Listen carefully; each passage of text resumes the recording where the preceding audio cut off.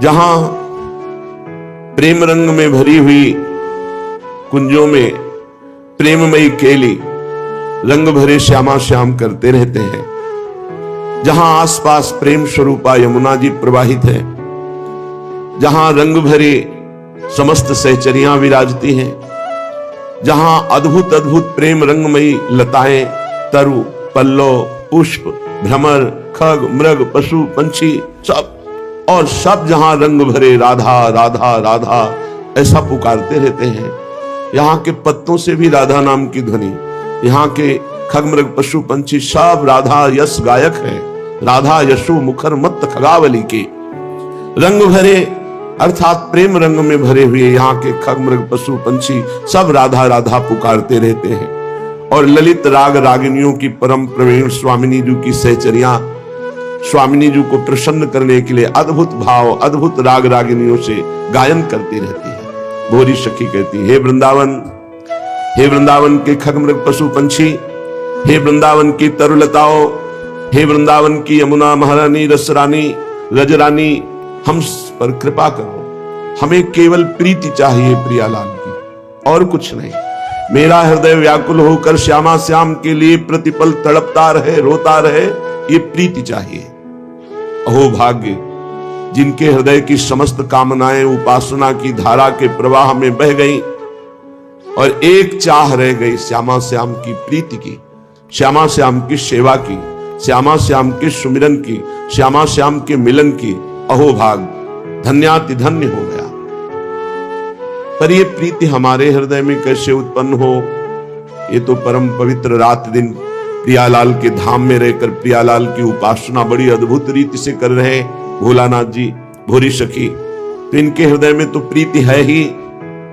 अपने अधम जो इंद्रियों के विलास में विचर रहे हैं, कैसे प्रीति हो प्रियालाल से? तो श्रीपाद प्रबोधानंद जी कह रहे हैं, त्वयि कृत कुकर्म कोटेरपि चांडालान महा अधमस्यास्य। चिंता नहीं करनी, कह रही यदि तुमसे त्वयिकृत तुम्हारे जो कर्म है वो कुकर्म कोटिरपि करोड़ों प्रकार से पापमय ही है और सबसे नीच पुरुषों द्वारा भी धिक्कार योग्य तुम्हारे कर्म है, तो भी तुम्हें अब चिंता नहीं करनी। यदि हमारी बात तुम्हारे कान तक पहुंच रही है तो तुम्हें चिंता नहीं करनी। ईशोपि नैव शरणम, ईश्वर की कभी शरण नहीं हुई, कभी नाम जप नहीं किया, करोड़ों कुकर्म किए और नीच पुरुषों द्वारा भी धिक्कार योग्य है, ऐसा भी है। तो कह रहे हा वृंदारण्य किम विधास्यसि में, कि आपके पास मेरे कल्याण करने के लिए विधान नहीं है? अर्थात ऐसे भी पुरुष का परम कल्याण श्री धाम वृंदावन कर देगा। विश्वास मानो, धाम में अपार सामर्थ्य है। जैसे जंग भरे लोहे में कभी ऐसी कामना ही नहीं हो सकती जो किसी राजा महाराजा का मुकुट बनकर लगे, लेकिन पारस के स्पर्श से वो ये सौभाग्य प्राप्त कर लेगा। ऐसे ही आलय बन बसत संग पारस के आयस कनक समान भयं, जैसे लोहा जंग भरा पारस के स्पर्श से स्वर्ण जैसा बनकर चमकने लगता है और आभूषणों के काम में आता। भला लोहा स्वर्ण जैसा कैसे बन सकता था?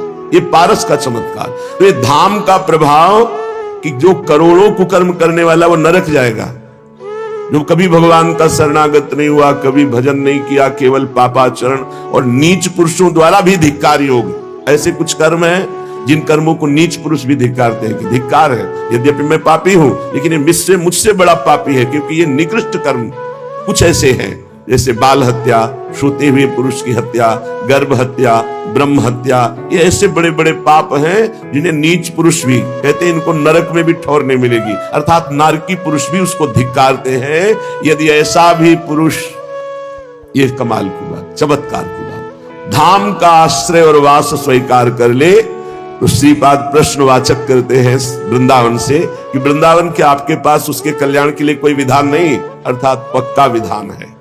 धाम के वास मात्र से पहाड़ के पहाड़ पाप ऐसे भस्म होते हैं जैसे एक दिया सलाई लगा दे तो पहाड़ लगा हो रुई का तो वो भस्म हो जाता है। ऐसे धाम के वास से, धाम चिदानंद है, कोई जड़ देश नहीं है, ये चिदानंद है। जैसे प्रिया प्रीतम वैसे ही धाम, वैसे ही सहचरियां, वैसे ही लता खगमृग पशु पंछी यमुना जी सब ये चिदानंद वपु। अति दुर्लभ पद आसा वासाय साहितु दुर्घटा त्वयि में। यह सुनकर अब मेरे हृदय में दुर्लभ आशा जागृत हो गई। क्या? अखंड वृंदावन वास करूंगा। जब ये महिमा सुनी कि इंद्रियां जिसकी पापाचरणरत हैं, मन भी पापाचरणरत है, ऐसे गंदे आचरण की नीच पुरुष भी धिक्कार दे, कभी ईश्वर की शरण में नहीं हुआ, कभी चर्चा नहीं सुनी, कभी नाम जप नहीं किया, अगर ऐसा पुरुष भी वृंदावन वास करे अखंड, तो वृंदावन धाम उसे परम पद प्रदान कर देगा, इसमें कोई संशय नहीं। तो कह रहे हैं अति दुर्लभ पद आशा। अब हमारे हृदय में एक दुर्लभ आशा जागृत हो गई है कि मैं अखंड वृंदावन वासी बनूं, पर शाही तू दुर्घटा त्वयि में, किंतु मेरे जैसे के लिए तो बड़ा दुर्लभ है वृंदावन वास, क्योंकि न इंद्रियां पवित्र है, न मन पवित्र है, न व्यवस्था है। कैसे हो? कृत सर्वेंद्री शत्रुरहा, मेरी इंद्रियां ही मेरी दुश्मन है, मेरा मन ही मेरे दुश्मन है, गलत फंसा रहे हैं, गलत आचरण करवा रहे हैं।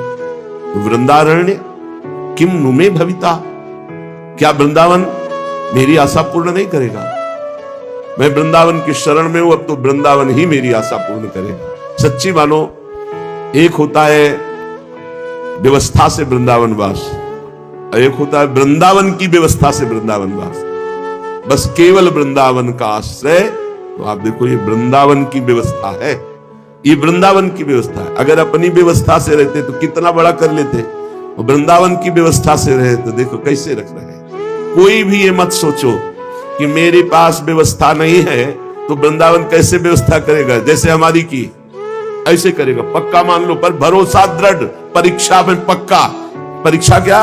अब प्राण त्याग देंगे लेकिन वृंदावन नहीं छोड़ेंगे। संपूर्णता, जोर से हाथ पकड़ लिया कि अब तुम जाने की सोचोगे भी तो हम तुम्हें नहीं जाने देंगे, ऐसे वृंदावन पकड़ता। ये कोई ना सोचे कि हमारी व्यवस्था नहीं तो वृंदावन कैसे बात। जिनके पास व्यवस्था है उनसे बढ़िया व्यवस्था वृंदावन करेगा। बस धैर्य रखो। किसान भी फसल बोता है तो 6 महीने में तैयार होती है, सिंचाई और सब मेहनत कर। आप धैर्य रखो, थोड़ा ठोकरे खाओ, फुटपाथ का सेवन करो, इधर उधर जैसे समय व्यतीत करो। रो हा वृंदावन, जिस दिन सुन लेगा वृंदावन, वो ऐसी भारी व्यवस्था करेगा, कोई त्रिभुवन में नहीं कर सकता ऐसी व्यवस्था। क्या? शरीरवास की व्यवस्था, भजन की व्यवस्था, प्रियालाल के मिलन की व्यवस्था, प्रियालाल के समीप पहुंचाने की व्यवस्था, अनंत जन्मों की बिगड़ी बना देता है श्री धाम वृंदावन। बड़ा कृपालु है। चलते हैं श्रीमद् भागवत, जो भगवान का वांग्मय स्वरूप है। सवेद धातु पदवीं परस्य दुरंत वीर्यस्य रथांग पाणे यो मायया संततयानुवृत्त्या भजेत तत्पाद सरोज गंधम। जो मुरली मनोहर भगवान श्री कृष्ण का आश्रय ले लेता है, अनंत शक्ति, अनंत पराक्रम, सावेद धातु पदवीं परस्य दुरंत वीर्यस्य रथांग पाणे। कोई आज तक ऐसा नहीं हुआ कि संपूर्ण रूप से भगवान की सामर्थ्य को, बल को और महिमा को जान सके। इसीलिए वेद भी स्वयं नेति नेति कहते हैं, नाइति, इतना ही नहीं है। इसीलिए भगवान अनंत महिमा में जो उनका ज्ञान, जो वैराग्य, जो बल, जो ऐश्वर्य, जो प्रेम, वो आज तक कोई था नहीं पा पाया। भगवान सारे जगत के रूप में भी है और इससे परे भी है। उनके स्वरूप को, उनकी लीला को उतना ही वो जान सकता है जितना भगवान जनाते हैं। संपूर्णतया भगवान भी अपनी महिमा को पूर्ण रूप से नहीं जानते। जैसे नाम की महिमा के लिए कहा गया, कहूं कहां लगी नाम बड़ाई, राम न सकत नाम गुण गाई। ऐसे प्रभु का रूप, ऐसे प्रभु की लीला, ऐसे प्रभु के अनंत महिमा। स्वयं भगवान ही तो शेष जी के रूप में है। अनंत महिमाशाली भगवान शेष ही है भगवान, और महिमा 2000 जिह्वा से वर्णन करते रहते, पार नहीं पाते। स्वयं भगवान की ही बुद्धि शक्ति से तो सरस्वती जी प्रकट हुई, लेकिन वो भी महिमा का पार नहीं पाती। स्वयं भगवान ही अपौरुषेय वेद के रूप में प्रकट हुए, पर वेद भी नेति नेति कह रहे अनंत महिमा श्री भगवान की है, जो नित्य निरंतर निष्कपट भाव से भगवान के चरणों का आश्रय लेकर नाम जप करता है और सेवा करता है। सोई जाने जे देहु जनाई, भगवान स्वयं उसको फिर अपनी महिमा जनाते, जितना उतना ही पार पाता है। जैसे मच्छर से लेकर गरुड़ जी तक अनंत महिमाशाली आकाश में उड़ते हैं, पर कोई पार नहीं पाया। ऐसी अपनी अपनी बुद्धि के अनुसार, भगवत प्रदत्त बुद्धि के अनुसार भगवान की लीला महिमा, नाम महिमा, धाम महिमा, गुण महिमा, रूप महिमा का सब ऋषियों ने गान किया, पर इतना ही है ऐसा नहीं, अनंत महिमा है। ध्यान देने योग्य बात है, जो नित्य निरंतर निष्कपट भाव से भगवान का नाम जप करता है, भगवान के चरणों का आश्रय लेकर उनकी सेवा भावना में, वो धन्य धन्य हो जाता है। अनंत महिमा, अनंत पराक्रम, अनंत ज्ञान, अनंत प्रेम, ऐसे भगवान उसके अधीन हो जाते हैं जो निष्कपट भाव से, मोहि कपट छल छिद्र न भावा, निष्कपट भाव से भगवान के लिए भगवान का भजन करना, इसे निष्कपट भाव कहते हैं। सरल शब्दों में भगवान से कुछ चाहना ये अलग बात हो गई, भगवान को चाहना ये अलग बात हो गई। भगवान के लिए भगवान का भजन करना, भजन के लिए भजन करना, भजन किए बिना जिया नहीं जाता, भजन किए बिना रह नहीं सकते, यह है निष्कपट भाव का भजन। भगवान के चरणों का आश्रय, निष्कपट भाव से निरंतर नाम जप और उनकी सेवा, इससे भगवान अधीन हो जाते हैं, अनंत महिमाशाली। सूत जी महाराज कह रहे, शौनकादि ऋषियों, आप लोग बड़े सौभाग्यशाली हैं, धन्य हैं, क्योंकि मानव जीवन विघ्न बाधाओं से भरा हुआ है। आज तुम मस्ती कर लो, कल मस्ती करने लायक नहीं रहोगे, ना शरीर रहेगा, ना समय रहेगा, ना व्यवस्था रहेगी। बड़ा विचित्र है, बड़ा विचित्र। ये मानव जीवन संघर्ष, विपत्ति, अपमान, दुख, दुविधा से भरा हुआ है। संसार में तुम्हें दुख, दुविधा, संघर्ष से केवल एक बचा सकते हैं, भगवान श्री कृष्ण, क्योंकि उन्हीं से ये प्रचंड माया शक्तिशाली है, उन्हीं की शक्ति से। तो जो अनिर्वचनीय प्रेम भगवान से प्राप्त हो गया, तो ना दुख, ना दुविधा, ना संघर्ष, ना विपत्ति, सब आनंदमय हो जाता है। पर ये प्रेम नाम जापक, भगवद आश्रित, भगवत सेवा परायण, उसी को प्राप्त होता है। तीन बातें खास, भगवान का आश्रय, नित्य निरंतर नाम जप और भगवत सेवा, बढ़िया बढ़िया आनंदमय जीवन हो जाएगा, परमानंदमय जीवन। फिर इस जन्म मरण रूपी संसार के भयंकर चक्र में तुम्हें नहीं आना पड़ेगा। सूत जी महाराज कह रहे, हे ऋषियों, आप बड़े सौभाग्यशाली हैं, आपका जीवन धन्य है। तीन बातें पकड़ लो, पकड़ लो। निष्कपट भाव से निरंतर भगवान नाम जप और दृढ़ भगवान के चरणों का भरोसा, और जो भी कर रहे हो ये भगवान की सेवा, अपने कर्तव्य को भगवान की सेवा, बढ़िया। उसे फिर इस संसार चक्र में, जन्म मरण के चक्र में नहीं आना पड़ता। बैठा लो हृदय में। हे ऋषियों, ऋग्वेदी शौनक जी और 88,000 ऋषि ये सब बैठे हैं। ये जो हम आपको सुना रहे हैं, ये भगवान श्री सुखदेव जी ने परीक्षित जी को सुनाया है। शौनक जी ने कहा, महाराज, किस स्थान पर यह कथा श्री सुखदेव जी ने परीक्षित जी को सुनाई, कारण क्या था? मुनि श्रेष्ठ श्री कृष्ण द्वैपायन भगवान व्यासदेव जी ने इस परमहंस संहिता की रचना की। श्री सुखदेव जी महाराज तो बड़े योगी, समदर्शी, भेदभाव रहित और संसार निद्रा से जगे हुए महापुरुष हैं। वो प्रायः ऐसे छिप करके चलते हैं कि लोग उनको पागल समझते हैं। बड़ी ऊंची स्थिति श्री सुखदेव जी महाराज की। एक बार जब व्यास जी पीछे पीछे जा रहे थे सुखदेव जी के, तो वहां नदी में कुछ युवतियां स्नान कर रही थी। तो आगे सुखदेव जी दिगंबर निकले तो उनको कोई लज्जा नहीं आई, पर वस्त्र पहने जब व्यास जी निकले तो सब झट से बाहर आकर वस्त्र धारण कर लिया। आश्चर्यचकित होकर के व्यास जी ने उन युवतियों से पूछा ऐसा भेद क्यों? मेरा जवान पुत्र 16 वर्ष की अवस्था दिगंबर, तुम्हें कोई संकोच नहीं, लेकिन मेरे को वयोवृद्ध को देख करके, वस्त्र धारण किए हुए को देखकर लज्जा क्यों? तो उनका महाराज, आपकी ज्ञान दृष्टि अमोघ है, पर आपकी दृष्टि में अभी स्त्री पुरुष है,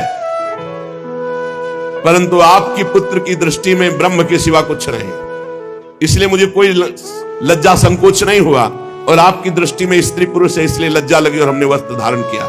व्यास जी से ऊंची स्थिति श्री सुखदेव जी महाराज की। तो ये ऐसे महापुरुष कैसे परीक्षित जी के पास पहुंच गए और कथा सुनाए? क्योंकि ऐसे उच्च कोटि की अवस्था को प्राप्त, जो अवधूत वेश में पहचाने ही न जा सके, तो कुरजांगल देश में जाना, हस्तिनापुर में, फिर वहां जड़वत व्यवहार वाले महापुरुष को पहचान लेना, पांडवनंदन राजर्षि परीक्षित, ऐसा सौभाग्य कैसे उदय हुआ कि महान परमहंस श्री सुखदेव जी उनको उपदेश दिए? महाभाग मैं सुनना चाहता हूं। श्री सुखदेव जी गृहस्थों के घरों में अगर कभी भिक्षायाटन के लिए गए तो बहुत विनय करने पर उतनी देर रुके जितनी देर गाय दुही जाती, इससे ज्यादा कभी नहीं रुके। फिर 7 दिन रुककर कथा सुनाना ऐसे महापुरुष को। सूत जी हमने सुना है, अभिमन्यु नंदन महाराज परीक्षित भगवान के बड़े प्रेमी भक्त थे। उनके जन्म में भी बड़ा आश्चर्यमय प्रसंग घटा। ये पांडव वंश के गौरव बढ़ाने वाले सम्राट थे, भला इनको शाप क्यों मिला? ऐसे भगवत प्रेमी, ऐसे धर्मात्मा राजा, और फिर ये सर्वस्व त्याग करके आमरण अनशन व्रत लेकर गंगा किनारे बैठ गए। अरे महाराज परीक्षित इतने बलवान राजा थे कि शत्रु पक्ष के राजा इनके चरण रखने की चौकी में आकर रत्नों के ढेर समर्पित करते थे। इन्होंने दुस्त्यज लक्ष्मी परिवार का मोह त्याग कर गंगा किनारे भूखे प्यासे रहकर प्राण त्यागने की इच्छा की। मुझे लगता है कि जो भगवान के आश्रित हैं, संसार के परम कल्याण अभ्युदय और समृद्धि के लिए ही वो जीवन धारण करते हैं। उनका अपने शरीर से कोई स्वार्थ नहीं रहता, फिर वो शरीर त्याग की बात क्यों सोचे? ये मैं जानना चाहता हूं। सूत जी आपको वेदवाणी छोड़कर अन्य समस्त शास्त्रों का पूर्ण ज्ञान है, इसलिए इस समय जो हम आपसे प्रश्न कर रहे हैं आप कृपा करके बताइए। सूत जी ने कहा, इस समय वर्तमान चतुर्युगी के तीसरे युग द्वापर में महर्षि पराशर के द्वारा वसुकन्या सत्यवती के गर्भ से भगवान का कलावतार योगीराज श्री कृष्ण द्वैपायन व्यास देव जी के रूप में जन्म हुआ। भगवान व्यास देव जी सूर्योदय के समय सरस्वती के पावन जल में स्नान करके फिर एकांत स्थान पर बैठे हुए थे। भगवान व्यास देव जी भूत भविष्य वर्तमान सब कुछ ऐसे देखते हैं, वर्तमान की तरह। जैसे हथेली पे आंवला रखा हो चारों तरफ देख सके, ऐसे वो अनंत ब्रह्मांडों को देख सकते हैं। वो भूत भविष्य वर्तमान तीनों कालों के ज्ञाता है। बड़ी दृष्टि अचूक थी। उन्होंने देखा कि एक कलयुग सबकी बुद्धि भ्रष्ट करेगा, भगवत प्राप्ति में बाधा पहुंचा देगा, धर्म का ह्रास हो जाएगा, धर्म संकरता फैल जाएगी, वस्तुओं का पवित्रता और उनमें जो जीवनी शक्ति वो सब ह्रास होती चली जाएगी। संसार के लोग श्रद्धाहीन होते चले जाएंगे, सब शक्ति रहित होते चले जाएंगे, सबकी बुद्धि कर्तव्य का क्या ठीक ठीक निर्णय करने में असमर्थ हो जाएगी। ये कलयुग वर्ण और आश्रम व्यवस्था को भंग कर देगा। देख लो कर रहा है। लोगों की भाग्यहीनता बढ़ती चली जाएगी। दिव्य दृष्टि से देखकर संसार का कैसे मंगल हो, यह विचार। महापुरुषों का हृदय एक बात में ही केवल दुखी होता है कि कैसे संसार भगवत प्राप्त हो जाए, कैसे जीव दुख से पार होकर आनंद समुद्र भगवान में डूब जाए। व्यास जी सोच रहे कि वेदोक्त चातुर्होत्र कर्म लोगों का हृदय शुद्ध करने वाला है। इस दृष्टि से हमने यज्ञों का विस्तार किया। एक वेद के 4 भाग किए, ऋग्वेद, यजुर्वेद, सामवेद, अथर्ववेद। इतिहास पुराणों की रचना की जो 5वां वेद। ऋग्वेद को पैल ऋषि, सामगान को जैमिनी ऋषि, यजुर्वेद के एकमात्र स्नातक वैशंपायन जी, अथर्ववेद में दरुण नंदन सुमंत मुनि जी, इतिहास और पुराणों में उग्रश्रवादी कह रहे मेरे पिता रोमहर्षण जी। इन सबका मैंने विभाग किया। व्यासदेव जी सरस्वती नदी के किनारे बैठे चिंतित हो रहे हैं। पर कलयुग आएगा तो वेद को पढ़ पाना, सिद्धांत समझ पाना बड़ा कठिन है। इसलिए कल्याण हो जाए ऐसे आचरणों में सब चूक कर बैठेंगे, क्योंकि ज्ञान नहीं रहेगा। अब उनका भी कल्याण हो जाए जिनकी ज्यादा बुद्धि काम नहीं करती, मन चंचल है, इंद्रियां भोगों में लगी हैं। भगवान व्यासदेव जी ने विचार किया, वेदों का सार हमने पूरे महाभारत में रख दिया। कोई ऐसा सूत्र नहीं, कोई ऐसा श्लोक नहीं किसी भी ज्ञान वैराग्य भक्ति का जो महाभारत में न रचा गया हो। सब कुछ है। पूरी शक्ति लगा करके हमने जीवों के कल्याण के लिए महाभारत की रचना की। फिर भी आज मेरे मन को शांति नहीं मिल रही। ऐसा लग रहा है कि सहज सरल मार्ग भी जगत के कल्याण के लिए हमने प्रकट नहीं किया। व्यास जी मनी मनी ऐसा विचार करके बड़े खिन्न हो रहे हैं। व्यास जी सोच रहे मेरी खिन्नता कब कैसे मिट सकती है। मैंने निष्कपट भाव से ब्रह्मचर्य व्रत धारण किया, वेदों का स्वाध्याय, गुरुजनों का, अग्नियों का सम्मान, महाभारत के रूप में पूरा वेद का रहस्य खोल दिया। मैं ब्रह्म तेज से संपन्न हूं और समर्थ हूं, फिर भी आज खिन्नता क्यों? हमें लगता है कि भगवान को प्रिय, भगवान की प्राप्ति कराने वाला सहज सरल मार्ग हमने अभी प्रकाशित नहीं किया, इसलिए मेरा हृदय खिन्न हो रहा है। भगवान व्यासदेव जी इस प्रकार जब खिन्न होकर सोच ही रहे थे, तेभी देखा वीणा की झनकार करते हुए नारायण नारायण देवर्षि नारद जी। देवर्षि नारद जी को आया देखकर व्यास जी खड़े हो गए और देवर्षि नारद जी का पूजन किया। सुखपूर्वक वीणा पाणी भगवान नारद जी को विराजमान किया, पूजन किया। व्यास जी की तरफ देखकर नारद जी ने कहा, व्यास जी आपका शरीर एवं मन दोनों कर्म और चिंतन से संतुष्ट है ना? आपके शरीर से कर्म और आपके मन से चिंतन दोनों सही है ना? क्योंकि आपका इस समय खिन्न अवस्था दिखाई दे रही। या आपका चिंतन या कर्म, इसी से खिन्नता उदासीनता होती है। दोनों सही है ना? आपकी तो जिज्ञासा पूर्ण हो चुकी, आप ब्रह्मबोध संपन्न महापुरुष हैं। आपने जगत कल्याण के लिए महाभारत की रचना की, वेद का विभाग किया, सब सूत्र खोल दिए महाभारत में। सनातन ब्रह्म तत्व को भी खूब विचारा है आपने, जाना है, अनुभव किया है। फिर आपका जो आज हम दर्शन कर रहे हैं ठीक नहीं लग रहा। ये अकृतार्थ पुरुष की तरह आप खिन्न क्यों दिखाई दे रहे हैं? व्यास जी ने कहा, आपने मेरे विषय में जैसा देखा ठीक वैसा ही मैं खिन्न हूं। मेरा हृदय संतुष्ट नहीं है सब करके, पता नहीं क्या कारण है। हे देवर्षि नारद, आपका ज्ञान अगाध है, आप साक्षात ब्रह्मा जी के मानस पुत्र हैं, इसलिए मैं आपसे अपनी खिन्नता का कारण जानना चाहता हूं। आप सूर्य की भांति तीनों लोकों में स्वच्छंद भ्रमण करते हैं, कहीं रोक टोक नहीं। योग बल से आप प्राणवायु के समान सबके भीतर अंतःकरणों में क्या हो रहा है जान सकते हैं, सबके साक्षी। योगानुष्ठान नियम द्वारा परब्रह्म और शब्द ब्रह्म दोनों की पूर्णता ये आप में है। इसलिए आप कृपा करके बताइए कि मेरा मन खिन्न क्यों है? भगवान व्यास जी ने कहा। नारद जी ने कहा, व्यास जी एक शब्द में बोल दूं? आपने बहुत घुमा घुमा कर सब चर्चाएं की, लेकिन सीधी भगवत प्राप्ति की, भगवान की चर्चा नहीं की। जो एक मात्र भगवान की चर्चा, जो भगवान की प्राप्ति करा दे।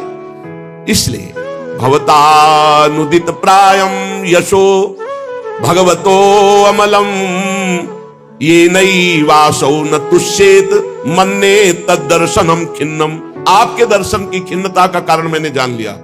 आपने एकमात्र सहज ऐसा उपाय नहीं रचा जिससे भगवान की महामहिमा का गान करते हुए भगवत प्राप्ति हो जाए। आपने धर्म का, अर्थ का, काम का, मोक्ष का, सबका वर्णन किया, वेदांत मोक्ष का है। लेकिन श्री कृष्ण प्रेम प्राप्ति, श्री कृष्ण की सहज में प्राप्ति, ऐसी महिमा का वर्णन, थोड़ा थोड़ा वर्णन सब है। महाराज, जिस वाणी से, चाहे वो रस भाव अलंकार आदि से युक्त क्यों न हो, जगत को पावन करने वाले भगवान श्री कृष्ण का यश गान नहीं होता, वो वाणी अपवित्र मानी जाती है, वो सुनने योग्य नहीं। मानसरोवर के कमनी कमल वन में विहार करने वाले हंसों की भांति भगवत धाम में विहार करने वाले भगवत चरणारविंदाश्रित परमहंस कभी ऐसी वाणी नहीं सुनते। इसके विपरीत, जिसमें सुंदर रचना भी नहीं है, दूषित शब्द भी है, परंतु जिसका प्रत्येक शब्द भगवान श्री कृष्ण से जुड़ता है, वह वाणी जिसके कान में पड़ेगी सारे पापों का नाश कर देगी। क्योंकि संत पुरुष ऐसी ही वाणी का आदर करते हैं, श्रवण करते हैं, गान करते हैं, कीर्तन करते हैं। जिस निर्मल ज्ञान का आपने वर्णन किया, जिससे मोक्ष की प्राप्ति हो जाती है, यदि भगवान से प्रेम ना हो, भगवान की प्रेम लक्षणा भक्ति उदित ना हो, तो वो ज्ञान किस काम का। गोस्वामी जी ने भी कहा, जोग कुजोग ज्ञान अज्ञानू, जहां नहीं राम प्रेम पर धानु।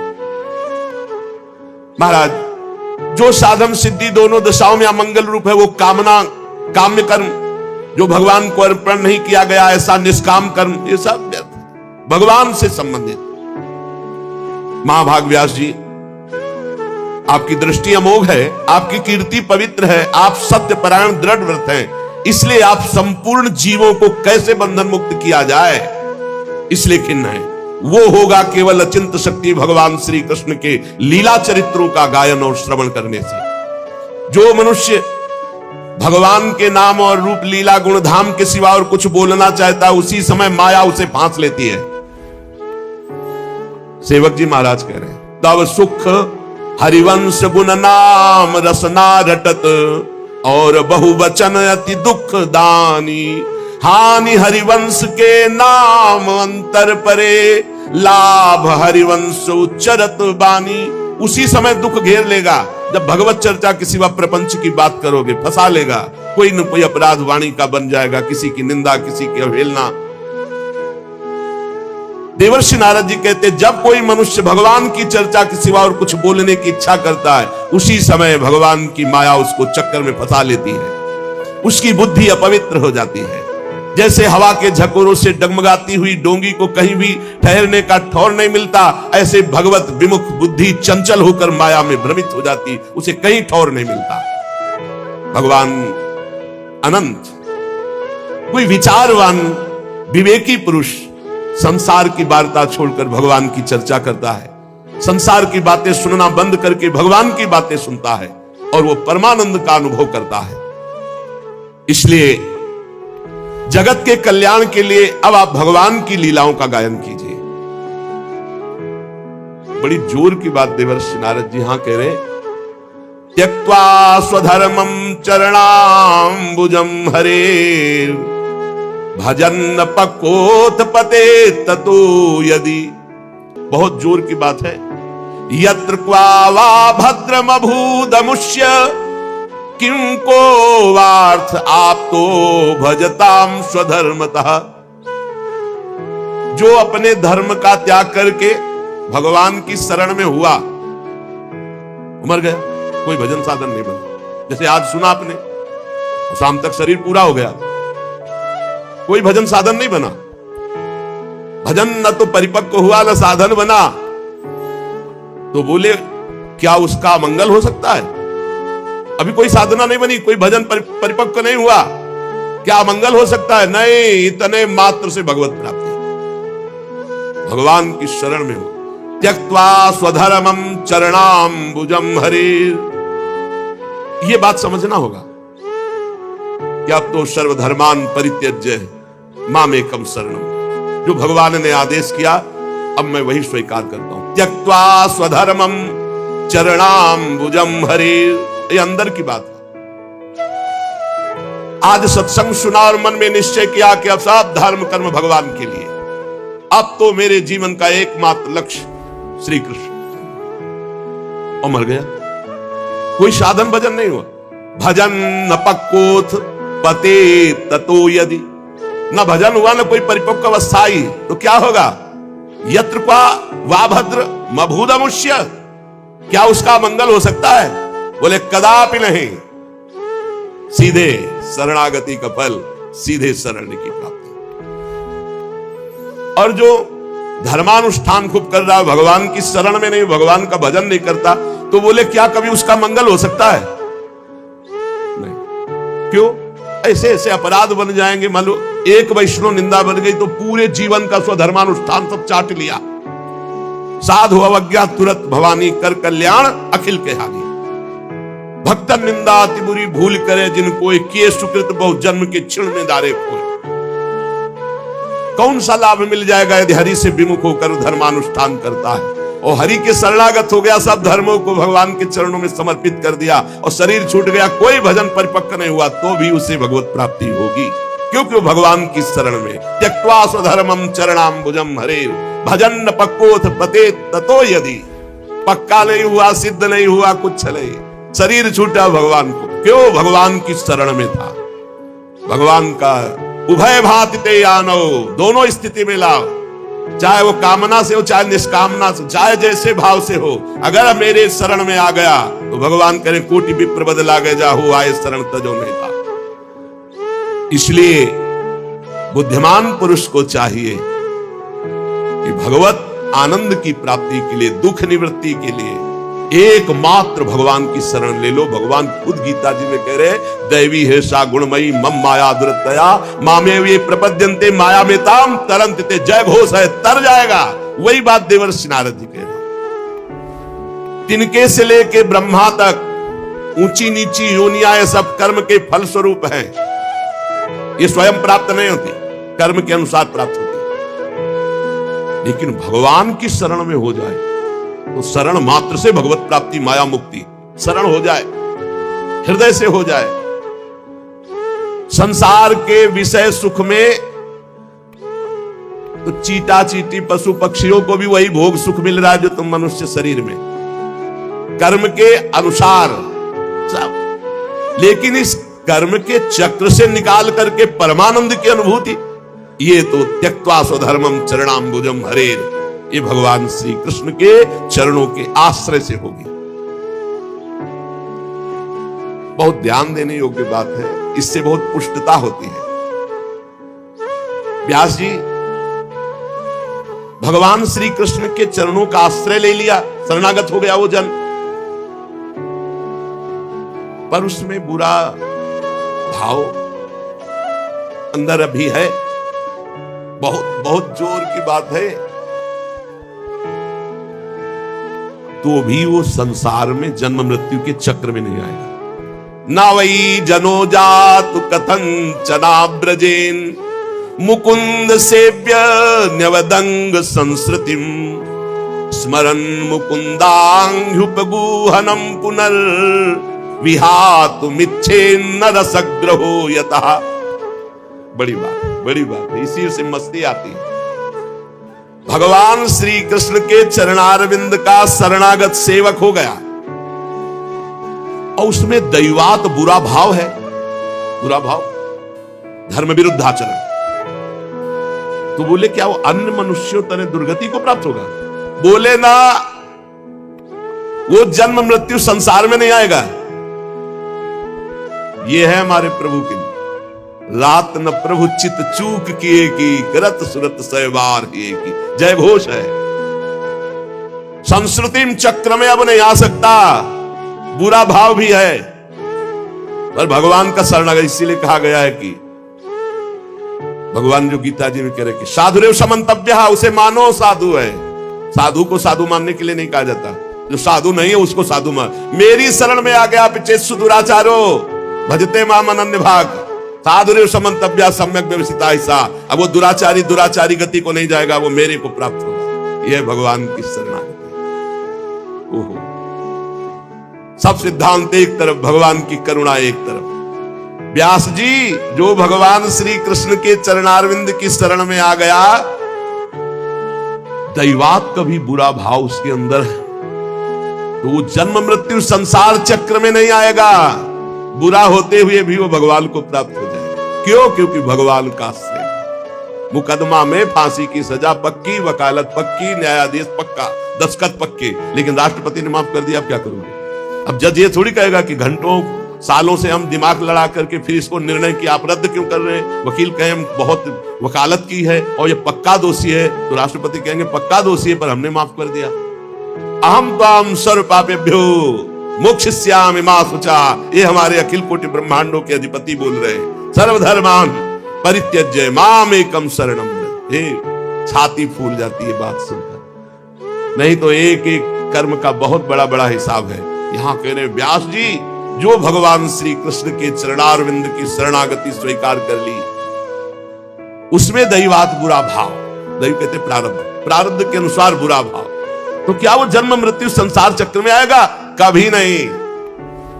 जीत गए, जीत गए, जीत गए। इसीलिए कहते हैं भगवत प्राप्ति को समझो आप।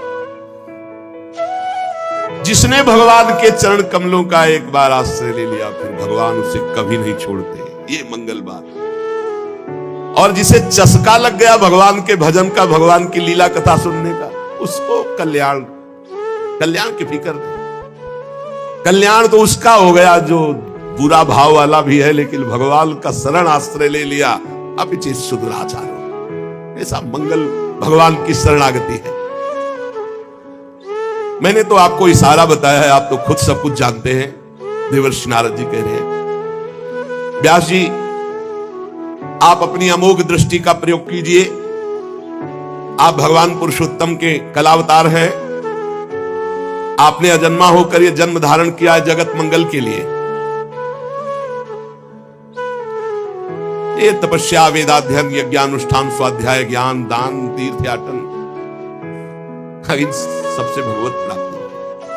श्री कृष्ण लीला गुणों का गायन करके श्री कृष्ण की शरणागत होकर श्री कृष्ण का नाम जप, ये भगवत प्राप्ति कराएगा।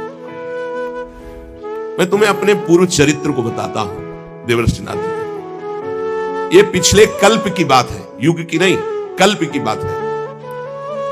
मुझे तीनों काल का ज्ञान है। मैं वेदवादी ब्राह्मणों की एक दासी का लड़का था। ये पहले बहुत सुंदर गंधर्व थे, उपबर्हण, जो देवर्षि नारद जी अपनी कथा सुना रहे कि मैं पूर्व जन्म में दासी पुत्र था, उसके पहले उपबर्हण नाम के गंधर्व थे और बहुत ही सुंदर थे।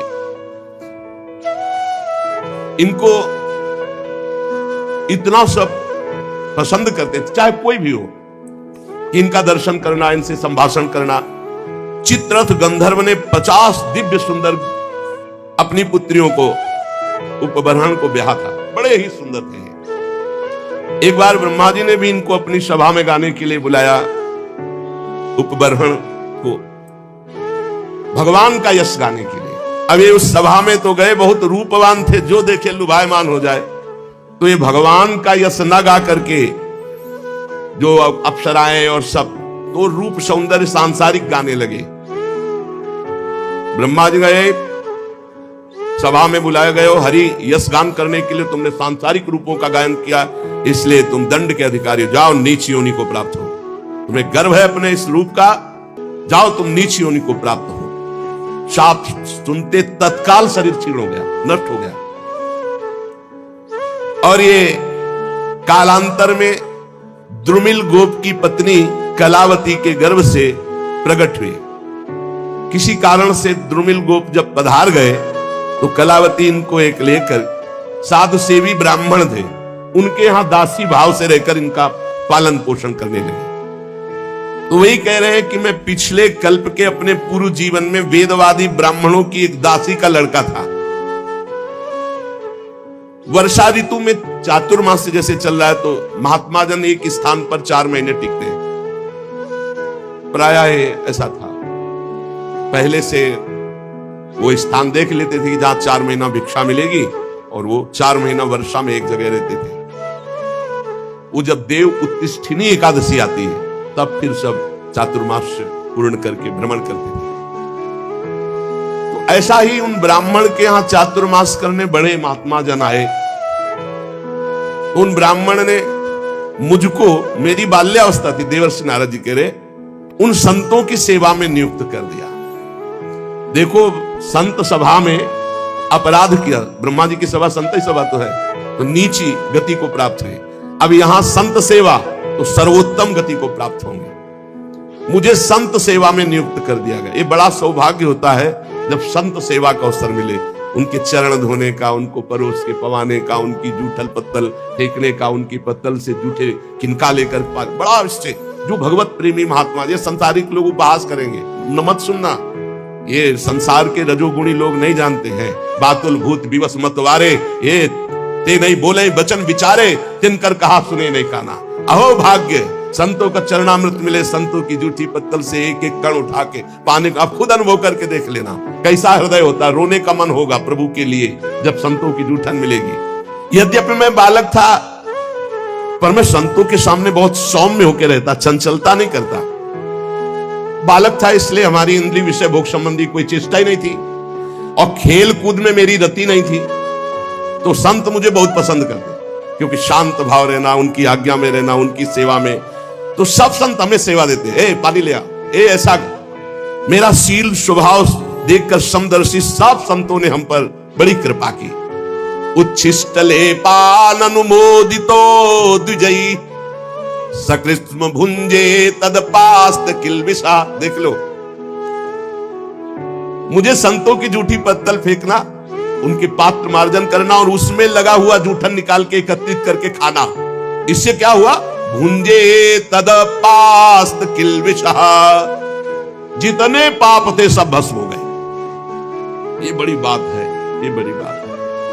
सब जनों को यही समझाते, जबरदस्ती आ गए, चलो संत सेवा में, चलो संत सेवा करो, चाहे आपको दोना पत्तल फेंक, कुछ भी करो। संत आ रहे हैं, आप ही त्रिशूल को। संत आए, उनके चरण धो, एक रुमाल से पूछो, एक उनकी आरती करो, एक चंदन लगाओ, बैठा लो, भगवान की तरह उनको पवाओ, और जब पाके चले तो उससे जूठन उठाओ, एक एक किनका उठाकर एकत्रित करके पाओ। तो कह रहे सत्कृष्ण भुंजे तदपास्त किलबिषा, सारे पाप भस्म हो गए। जो बर्तनों में पात्र में लगी हुई जूठन होती उसको एकत्रित कर लेता और एकांत में उसे पाता तो भगवान के लिए रोना आता, हृदय से सारे पाप नष्ट हो गए। अब तो रोज यही सौभाग्य मिलता, चातुर्मास भर संतों की कथा सुनना, बैठकर उनकी जूठन पाला, उनकी सेवा करना।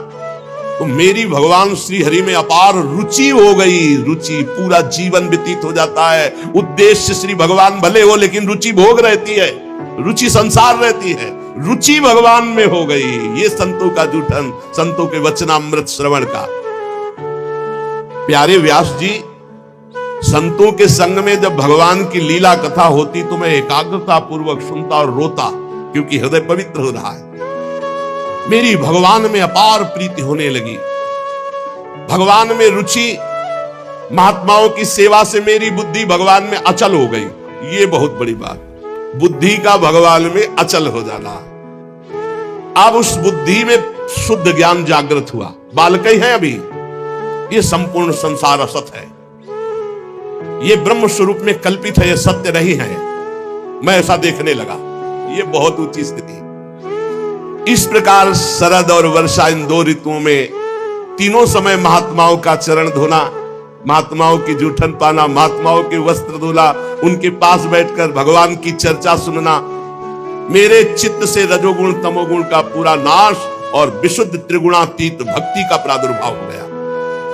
तस्यैवं मेनुरक्तस्य प्रसितस्य हतैन सह श्रद्धानस्य बालस्य दान्तस्यानुचरस्य च। मेरा संतों में बड़ा अनुराग हो गया, बड़ी प्रीति हो गई। मैं विनय पूर्वक संतों से यदि कुछ लेना है तो दैन्य, जैसे भगवान को दैन्य प्रिय से संतों से मैं विनय पूर्वक बर्ताव करता।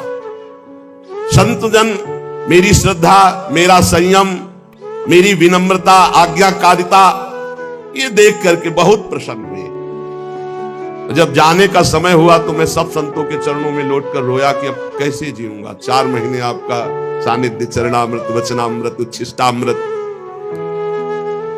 उनमें से जो एक महापुरुष थे वे एकांत ले गए और उन्होंने भगवान के गुरुहितम ज्ञान का हमें उपदेश किया, जिसका उपदेश आगे भगवान ने उद्धव जी को किया है एकादशी स्कंद में। भगवान श्री कृष्ण के माया के प्रभाव को मैं जान गया।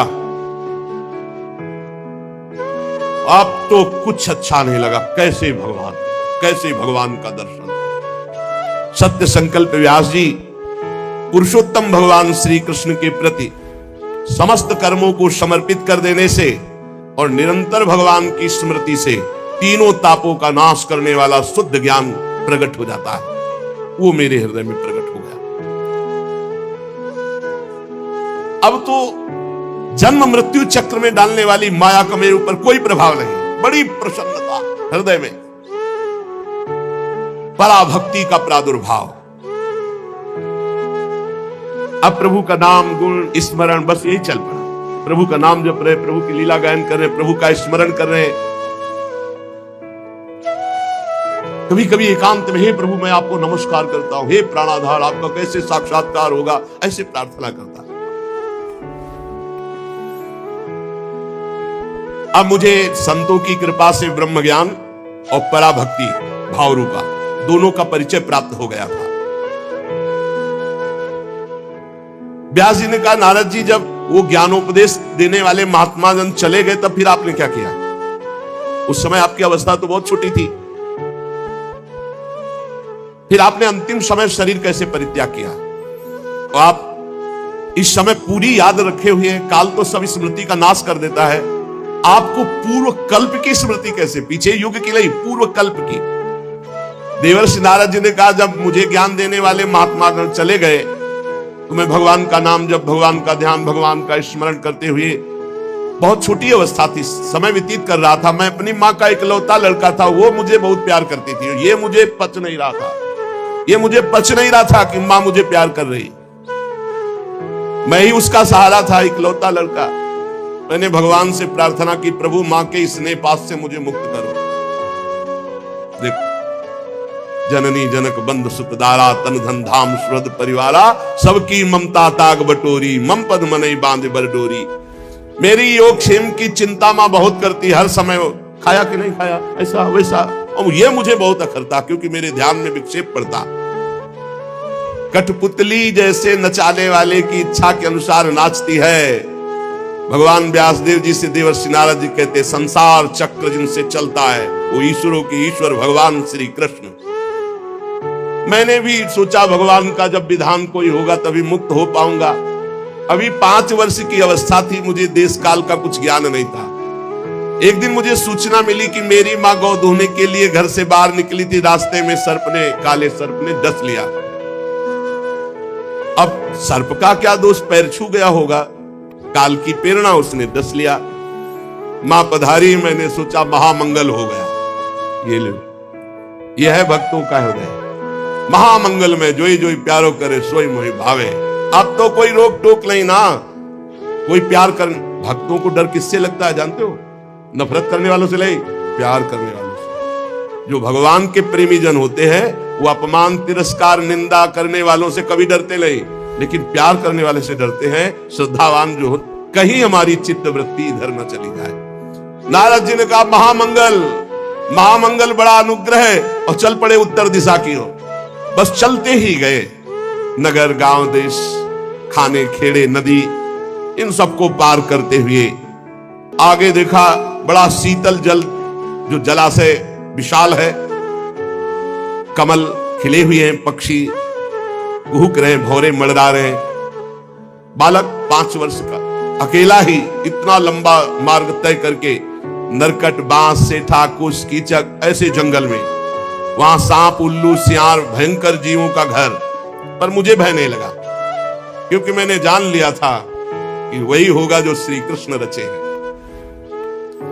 मुझे जोर से प्यास लगी थी, बालक था ही, इंद्रियां शिथिल हो गई थी, भूखा भी था।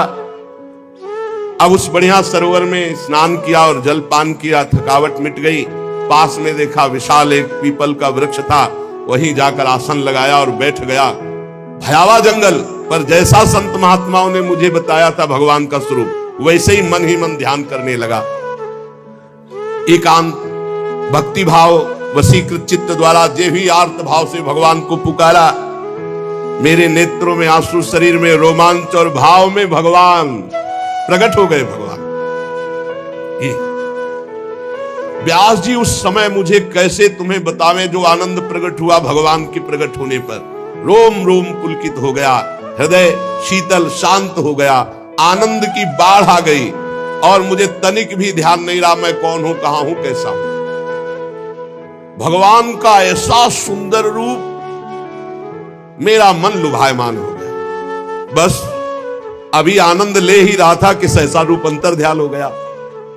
अब तो आसन से उठ खड़ा हुआ, विकल हो गया, चिल्ला चिल्ला कर रोने लगा। बहुत बार आसन लगाया, ध्यान धरने की चेष्टा की, पर वो रूप नहीं आया।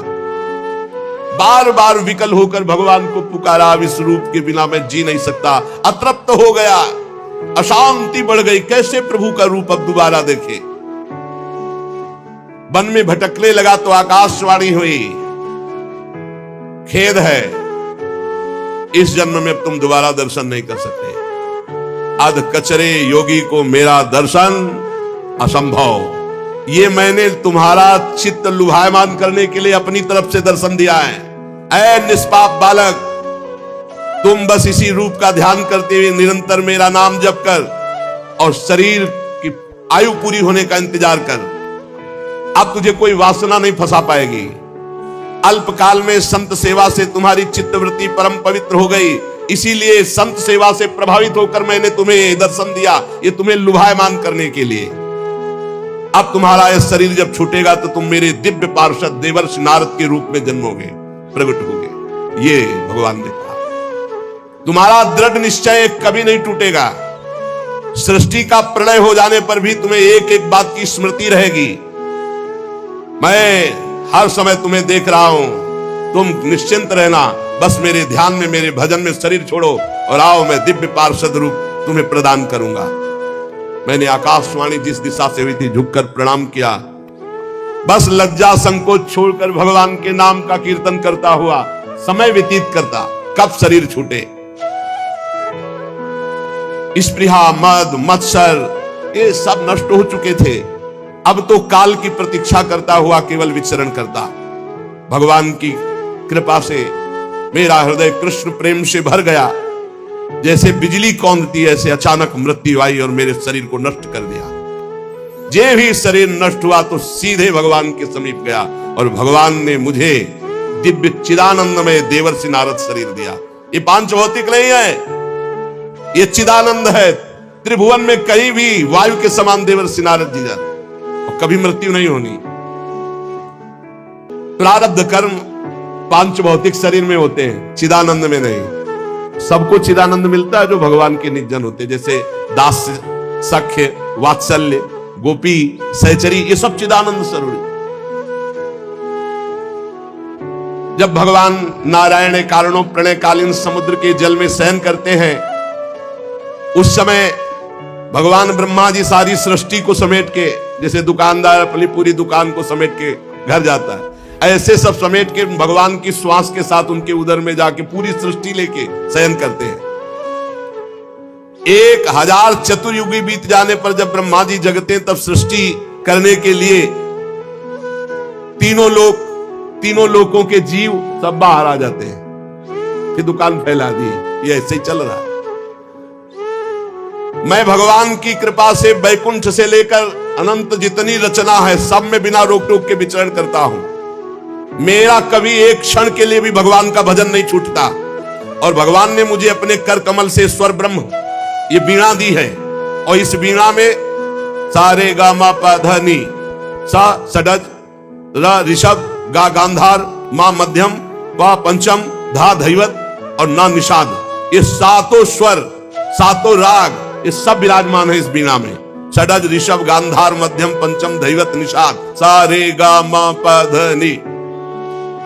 ये विभूषित दिव्य वीणा है। इसमें मैं भगवान के नाम का और लीलाओं का गायन करता रहता हूं, और जब चाहता हूं उसी समय प्रभु प्रकट होकर मुझे दर्शन देते हैं। जब जब जहां पुकारा भगवान वहीं है। कैसा सौभाग्य ये भजन का फल। तुरंत बुलाने पर तुरंत आकर भगवान हमें दर्शन देते। देवर्षि नारद जी के तुरंत आहूतियु में शीघ्रम दर्शनम याति चेतसी, हे कृष्ण। तो उसी समय जिस समय पुकारा तो कह रहे हैं आहूतियु में शीघ्रम दर्शनम याति चेतसी, उसी समय शीघ्रता पूर्वक भगवान आते हैं।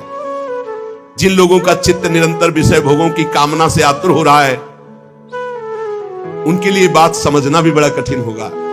लेकिन यदि वो भी नाम जप करने लगे, भगवान की लीलाओं का गायन करे, तो मेरा अपना अनुभव है कि इसी से उनको भगवत प्राप्ति हो जाएगी। ये काम और चोट, लोभ की, मोह की, क्रोध की ऐसी बार बार दे रहे हृदय में, भगवान के नाम जप से और लीला गायन से जैसी शांति मिलती है वैसी किसी और साधना से नहीं। बार बार इस बात को पकड़ लो। यम नियम आदि योग मार्गों से वैसी शांति नहीं मिलती। व्यास जी, आप निष्पाप हैं। आपने मुझसे जो कुछ पूछा था वो अपने जन्म और साधन का रहस्य और आपकी आत्मतुष्टि का उपाय मैंने बतला दिया। श्री सूत जी कहते हैं, शौनकादि ऋषियों, देवर्षि नारद जी व्यास जी से इस प्रकार कहकर जाने की अनुमति ली और वीणा में तान छेड़ते हुए, स्वच्छंद विचरण करते हुए भगवान का नाम गुण। नारद जी हर समय भगवान का नाम, वो धन्य भाग है उस महाभागवत को जिसकी जिह्वा पे नाम चल रहा है। आहा, अहो देवर्षि धन्योयम यत् कीर्तिम सारंग धन्वना, गायन माद्यन निदम तंत्र्या रमयत्यातुरम जगत। हर समय वीणा में नारायण नारायण नारायण नारायण और भगवान की लीलाओं का गायन। धन्य है ये देवर्षि नारद जो सारंग पाणी भगवान श्री हरि की कीर्ति, उनका नाम हर समय आनंद मगन होकर गाते हैं और त्रिभुवन में जिधर जाते हैं उधर मंगल करते हैं, त्रिताप का नाश करते हैं। श्री शौनक जी ने पूछा, सूत जी, सर्वज्ञ एवं सर्वशक्तिमान भगवान व्यास देव जी ने जब नारद जी का ये वचन सुना, फिर उनके चले जाने पर उन्होंने क्या किया? श्री सूत जी ने कहा, ब्रह्म नदी सरस्वती के पश्चिम तट पर शाम्याप्रास नामक एक आश्रम है। वहां ऋषियों के यज्ञ चलते ही रहते हैं। वहीं व्यास जी का अपना आश्रम है। उसके चारों ओर बेर का सुंदर वन है। उस आश्रम में बैठकर उन्होंने आचमन किया, बद्रीवन, और स्वयं अपने मन को समाहित किया।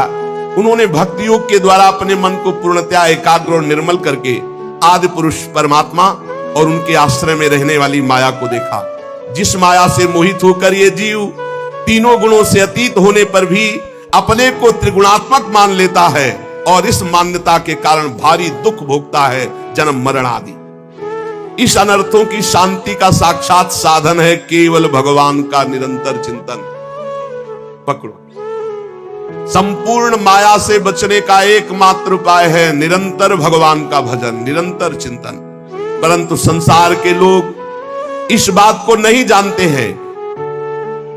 यही कारण है कि उनकी दुर्गति होती है। बात पकड़ लो। इसीलिए बहुत सरल भावों से भगवान की महिमा, भगवान के सिद्धांत जिसमें भरे पड़े हैं, ऐसे श्रीमद् भागवत की संहिता की रचना की भगवान व्यास देव जी ने। इसके श्रवण मात्र से पुरुषोत्तम भगवान श्री कृष्ण के प्रति परम प्रेममयी भक्ति हो जाती है। जो निरंतर भगवान की भक्ति से हृदय भरा रहता है, उसका परिचय होता है कि निरंतर भगवत स्मरण परायण। भक्ति का क्या स्वरूप है? देवर्षि नारद जी ने बताया, तदर्पिता अखिलाचारिता तद्स्मरणेन परम व्याकुल देवी। हर समय भगवान के स्मरण में इतना मगन है कि स्मरण छूटने का आभास मात्र हो जाए तो परम व्याकुल हो जाए और हर आचरण भगवान को समर्पित। यही परम भक्ति योग है। जो ये भक्ति योग धारण करता है तो उसका शोक नष्ट हो जाता है, मोह नष्ट हो जाता है, भय नष्ट हो जाता है, विकार नष्ट हो जाते हैं, वो निर्विकार हो जाता है। इस महान भागवत संहिता को अपने प्रिय श्री सुखदेव जी को पढ़ा, क्योंकि यही अधिकारी दिखाई दिए भगवान व्यासदेव जी। शौनक जी ने पूछा, सुखदेव जी तो अत्यंत निवृत्ति परायण है, वो आत्मा में रमण करते रहते हैं, उनको पढ़ने लिखने का ग्रंथ अभ्यास का कैसे भाव आ गया? 18,000 श्लोक पढ़े कैसे? वो तो अपने स्वरूप में रमण करते हैं। श्री सूत जी ने कहा, जो लोग वास्तविक ज्ञानी हैं, जिनकी अविद्या की गांठ खुल गई है, ऐसे आत्माराम पुरुष भी भगवान श्री कृष्ण की हेतु रहित भक्ति किया करते हैं, क्योंकि भगवान के गुण ही ऐसे हैं। भगवान के गुण बड़े बड़े सिद्ध आत्मारामों को भी आकर्षित कर लेते हैं। श्री सुखदेव जी तो भगवान के भक्तों के अत्यंत प्रिय और स्वयं भगवान वेद व्यास के पुत्र हैं। भगवान के गुणों ने उनके हृदय को अपनी ओर खींच लिया और वो विवश होकर के श्रीमद् भागवत का अध्ययन किया। आपने प्रश्न किया था कि महाराज परीक्षित ने राज्य लक्ष्मी त्याग करके क्यों गंगा किनारे आमरण अनशन व्रत लिया? जिस समय महाभारत युद्ध में कौरव और पांडव दोनों पक्षों के बहुत से वीर वीर गति को प्राप्त हो चुके थे, भीमसेन की भयंकर गदा के प्रहार से दुर्योधन की जंघा टूट चुकी थी, तब अश्वत्थामा गया नजदीक और कहा, प्रिय मित्र, अब मैं तुम्हारा सेनापति हूं, तुम्हारी जरूर कमर टूट गई है, लेकिन तिलक करो, अब जितने बचे मैं पांडवों से सबका विनाश करूंगा। ऐसा ही हुआ।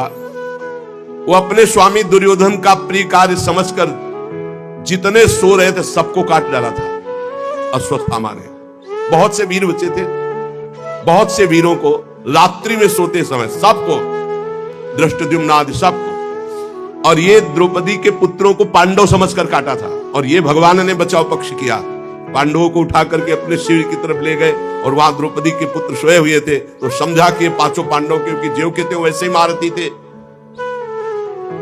ये सोते हुए सबको काट डाला। द्रौपदी के 5 पुत्रों के सिर काट करके दुर्योधन के पास लाया और कहा, मैं पांडवों का सर ले आया, देखो। तो उनका भीम का सर लाओ। भीम का सर, भीम के जो पुत्र थे उन 5 में उनका दिया, जेवी दबाया तो फट गया उनका हेड। भीम का सर ऐसा नहीं। तब देखा कि तो पुत्र अब तो कहा है, तुमने तो हमारा सर्वनाश कर दिया, हमारे वंश का ही विनाश कर दिया। अरे हमारी दुश्मनी पांडवों से थी, तुम सोते हुए द्रौपदी के पुत्रों को क्यों मार डाला? बड़ी निंदा की अश्वत्थामा की। जेवी द्रौपदी को पता चला वो तो अत्यंत दुखी हो गई, उनकी आंखों में आंसू बहने लगे। अर्जुन ने उनको सांत्वना दी, कल्याणी सावधान, तुम वीर माता हो, पर मैं तुम्हारे आंसू तभी पोंछूंगा जब उस ताताई का सिर गांडीव धनुष से काट कर तुम्हारे सामने रखूंगा, तब तुम उस पर पैर रखकर अपने पुत्रों की अंत्येष्टि क्रिया करना। अर्जुन ने ऐसी बात कही। भगवान श्री कृष्ण से कहा, चलो सारथी बनो और मैं कवच धारण करता हूं, और भयानक गांडीव धनुष की प्रत्यंचा चढ़ाकर गुरुपुत्र अश्वत्थामा को मारने के लिए दौड़े। अपराधी तो था ही, सोते हुए ये वीर पुरुष का लक्षण नहीं, सोते हुए को नहीं, सावधान करके युद्ध करके मारा जाता है, ये तो बहुत निंदनीय कर्म। तो निंदनीय कर्म से बड़ा भयभीत था अश्वत्थामा। जब देखा कि भगवान श्री कृष्ण सारथी और रथी अर्जुन और गांडीव में प्रत्यंचा चढ़ाकर ललकारते हुए आ रहे हैं, तब प्राणों की रक्षा के लिए भागा। जहां जहां भागा वहां वहां भगवान श्री कृष्ण रथ को। उसने देखा कि अब तो मारा गया मैं, तो अपने बचाव के लिए एकमात्र साधन ब्रह्मास्त्र का संधान किया, द्रोणाचार्य जी द्वारा प्रदत्त। लेकिन ब्रह्मास्त्र संधान करना सिखाया था, वापस करना नहीं। इसको वापस करना अर्जुन को सिखाया था। योग्य शिष्य पुत्र से भी अधिक प्यारा होता है। ब्रह्मास्त्र लौटाने की विधि उसे नहीं मालूम थी, पर प्राण संकट आ गया तो तत्काल आचमन किया और ध्यानस्थ होकर ब्रह्मास्त्र का संधान किया। ब्रह्मास्त्र तुरंत प्रचंड तेज, अब तो सीधे अर्जुन की ओर ब्रह्मास्त्र। अर्जुन जी ने हाथ जोड़ा और भगवान श्री कृष्ण से कहा, श्री कृष्ण, तुम सच्चिदानंद स्वरूप परमात्मा हो, मैं जानता हूं तुम्हारी शक्ति अनंत है, तुम ही भक्तों को अभय देने वाले हो, जो संसार की धधकती हुई आग में जल रहे उन जीवों को उबारने के एकमात्र तुम ही लक्ष्य हो प्रभु। तुम प्रकृति से परे रहने वाले आदि पुरुष साक्षात परमात्मा हो। तुम अपनी स्वरूप शक्ति से बहिरंग एवं त्रिगुणमयी माया को दूर भगाकर अपने अद्वितीय स्वरूप में स्थित हो। तुम अपने प्रभाव से माया मोहित जीवों के लिए धर्मादि रूप कल्याण का विधान करते हो। हे प्रभु, ये आपका अवतार पृथ्वी का भार हरण करने के लिए, अनन्य प्रेमी भक्तजनों की रक्षा के लिए, उनके चिंतन के लिए, हे सुप्रकाश पर ब्रह्म परमात्मा श्री कृष्ण, देखो ये भयंकर तेज मेरी ओर आ रहा है, ये मुझको बिल्कुल पता नहीं कि क्या है और ये क्या करेगा। भगवान ने कहा, डरो मत, ये अश्वत्थामा का चलाया हुआ ब्रह्मास्त्र है। वो प्राण संकट उपस्थित होने पर इसका प्रयोग तो कर दिया, पर लौटाना नहीं जानता, और इस ब्रह्मास्त्र को कोई दूसरा अस्त्र दबा सके ऐसा आज तक कोई अस्त्र निर्माण नहीं हुआ। तुम शास्त्र विद्या के पारंगत हो, तत्काल आचमन करो और ब्रह्मास्त्र को शांत करने के लिए ब्रह्मास्त्र का ही प्रयोग करो। अर्जुन विपक्षी वीरों के मारने में बड़े प्रवीण थे। भगवान की बात सुनकर आचमन किया और भगवान की 4 परिक्रमा की और ब्रह्मास्त्र के निवारण के लिए ब्रह्मास्त्र का ही संधान कर दिया। अब दोनों ब्रह्मास्त्र जब भयंकर प्रलयाग्नि प्रकट हो गई, जब दोनों ब्रह्मास्त्र टकराए, प्रजा जलने लगी। सबने समझा मानो प्रलयकालीन समय आ गया है। भगवान ने इशारा किया तो दोनों ब्रह्मास्त्र को शांत करके अर्जुन ने वापस कर लिया। क्योंकि अर्जुन को देखो, द्रोणाचार्य जी ने अश्वत्थामा को ये विद्या नहीं सिखाई, ये अर्जुन को सिखाई। फिर अर्जुन क्रोध से लाल होकर दौड़ पड़े और अश्वत्थामा को जाकर पकड़ लिया, जैसे कोई बलवान पशु को बांध लेता है, ऐसे बांध लिया और उठाकर लाए, रथ के पीछे के हिस्से में पटक दिया अश्वत्थामा को। भगवान श्री कृष्ण जी भी बहुत कुपित हो रहे थे। कहा, अर्जुन इसको छोड़ना बिल्कुल नहीं, इसने रात में सोए हुए निरपराध बालकों की भी हत्या की।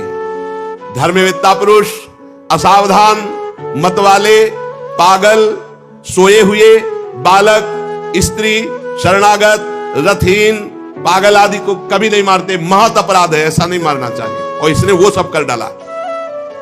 ये दुष्ट है, क्रूर है। ये जीता रहेगा तो और भी महान पाप करेगा।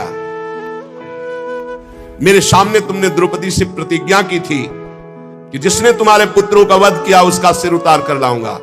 ये आताताई है, वध किया है। इसने अपने स्वामी दुर्योधन को भी दुख पहुंचाया। अर्जुन देख रहे थे कि भगवान बड़ी मुस्कुराहट के साथ आज्ञा दे रहे हैं। इसका मतलब कुछ रहस्य है। भगवान बार बार कह रहे हैं आताताई है, इसको मार डालो। भगवान रथ हाँक रहे, अर्जुन रथी पथ पे, पीछे अश्वत्थामा बंधा हुआ। अश्वत्थामा को पशु की तरह बांधकर निंदित कर्म करने से बहुत खिन्न, उदास द्रौपदी जी ने जे ही ऐसा देखा तो उन्होंने कहा, नहीं नहीं, हमारे गुरु पुत्र का ऐसा अपमान नहीं होना चाहिए। नमस्कार। अश्वत्थामा को प्रणाम किया और कहा, तत्काल बंधन मुक्त करो। गुरु पुत्र का इस प्रकार अपमान बिल्कुल नहीं। हे अर्जुन, रहस्य सहित सारे धनुर्वेद, उनका उपसंहार जिन गुरुदेव ने दिया, वही गुरुदेव ही अपने आत्म पुत्र के रूप में विराजमान, हमको गुरु के समान इसका आदर कर रहा है। द्रौपदी जी ने कहा, नहीं नहीं, जैसे मैं आज दुखी हो रही हूं ऐसे इसकी मां कृपी भी दुखी होगी। मैं नहीं चाहूंगी, छोड़ दो इसे, छोड़ दो। आर्यपुत्र, तुम धर्मज्ञ हो, गुरु वंश का कभी अपमान नहीं किया जाता। गुरु वंश की सदैव पूजा करनी चाहिए, चाहे जितना भारी पाप बन जाए। कभी दंड नहीं देना चाहिए, कभी व्यथा नहीं पहुंचानी चाहिए। मैं दुखी हो चुकी, अब मैं और किसी को दुखी नहीं करना चाहती। इसकी माता दुखी हो, ये मैं नहीं चाहूंगी। जो उच्छृंखल बलवान से भी, चाहे जितना बड़ा बलवान हो, यदि वो गुरुकुल का अपमान करता है, गुरु वंश का अपमान करता है, तो शोकाग्नि के द्वारा वो एक न एक दिन भस्म हो जाता है। द्रौपदी की बात धर्म और न्याय के अनुकूल थी, बिल्कुल कपट नहीं, करुणा और ममता से भरी थी। अतएव राजा युधिष्ठिर जी ने भी इन बातों का अनुमोदन किया। नकुल, सहदेव, सात्यकी, अर्जुन, भगवान श्री कृष्ण, वहां उपस्थित सभी नर नारियों ने द्रौपदी की प्रशंसा की। भीमसेन ने कहा कि ये सब बातें एक तरफ रखो। जिसने सोते हुए बच्चों को काट डाला, ना अपने लिए ना अपने स्वामी के लिए, बल्कि व्यर्थ में मार डाला, तुम सब हटो, इसे घूंसे से मार डालता हूं अभी। भीमसेन। भगवान ने द्रौपदी की भी बात सुनी, भीमसेन की बात सुनी। अर्जुन की तरफ देख करके कहा, भगवान श्री कृष्ण बोले, अर्जुन मेरी दोनों आज्ञाओं का पालन करो। द्रौपदी की भी बात रह जाए और भीम की भी बात रह जाए। शास्त्र में दो आज्ञा है, आताताई को मार डालना चाहिए कोई भी हो, और एक आज्ञा है कि कितना भी पतित नीच हो पर ब्रह्म ऋषि की हत्या नहीं करनी चाहिए। मेरी आज्ञा का पालन करो। अर्जुन भगवान के हृदय की बात ताड़ गए, तलवार निकाली, अश्वत्थामा के सिर के बाल मूड़ दिए, ब्रह्ममणि थी उसको निकाल लिया। श्रीहीन तत्काल हो गया, ब्रह्म तेज रहित हो गया। रस्सी से उसके बंधन खोले और अपमानित करके निकाल दिया। जा, तुझे जीवन दान देते हैं। ये सबसे बड़ा अपमान मृत्यु तुल्य ही होता है। मूड देना, धन छीन लेना, कठोर वचन करके धक्का कर मारकर बाहर निकाल देना, यही मृत्यु तुल्य दंड भी है और मारा भी नहीं, दोनों बातें हो गई। अब अंत्येष्टि क्रिया अपने पुत्रों की पांडवों ने की। जलांजलि अर्पित की, गंगाजल में स्नान किया। भगवान श्री कृष्ण और धौम्य आदि मुनियों ने पवित्र इतिहास सुनाकर उनको सांत्वना प्रदान की।